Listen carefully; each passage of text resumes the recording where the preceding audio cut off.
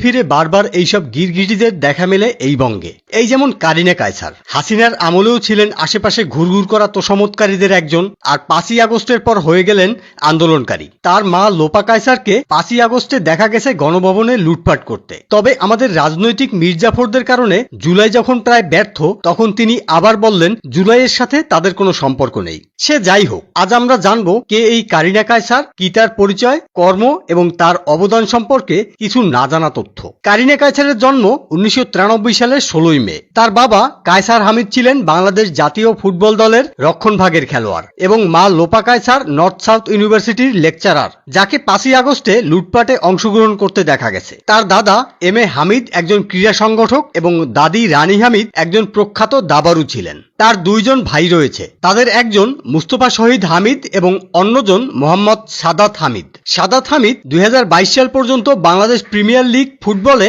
মোহামেডান এসসির হয়ে খেলতেন। কারিনা কায়সার তার কর্মজীবন শুরু করেন একজন কন্টেন্ট ক্রিয়েটর হিসেবে। 2022 সালের 20 মার্চ ইউটিউবে নিজের নামে অ্যাকাউন্ট খুলে তিনি ভিডিও বানিয়ে ছাড়তে শুরু করেন। ধীরে ধীরে তিনি যুক্ত হন উপস্থাপনায়।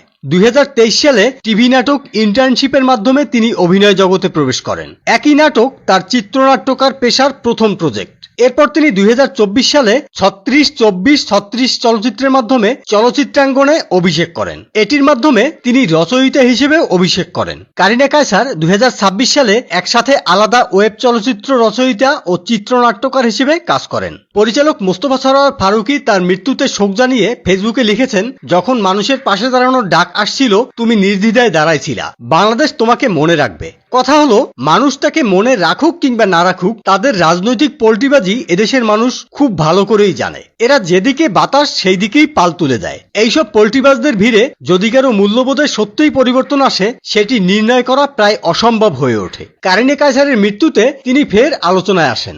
যদিও কারো মৃত্যুই কাম্য নয়, তবুও তাকে যখন শহীদ মিনারে নিয়ে গিয়ে জানাজা দেয়া হলো, তখন তার প্রতি আমাদের কৌতূহল হওয়া স্বাভাবিক।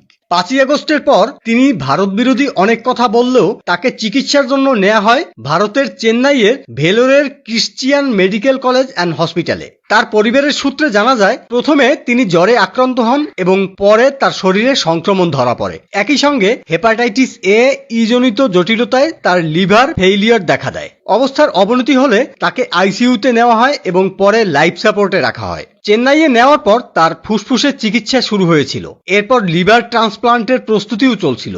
15ই মে প্রথম আলোকে তার বাবা কায়সার হামিদ জানান, ফুসফুসে অ্যান্টিবায়োটিক দেওয়ার সময় হঠাৎ কায়সারের রক্তচাপ অনেক নিচে নেমে যায়। এরপর চিকিৎসকেরা সর্বোচ্চ চেষ্টা করেও তাকে বাঁচাতে পারেনি। 16ই মে বাংলাদেশ সময় রাত 1:30 কারিনা কায়সার মৃত্যুবরণ করেন। একটি ফেসবুক স্ট্যাটাসের মাধ্যমে তার মৃত্যু সংবাদ নিশ্চিত করেন কায়সার হামিদ।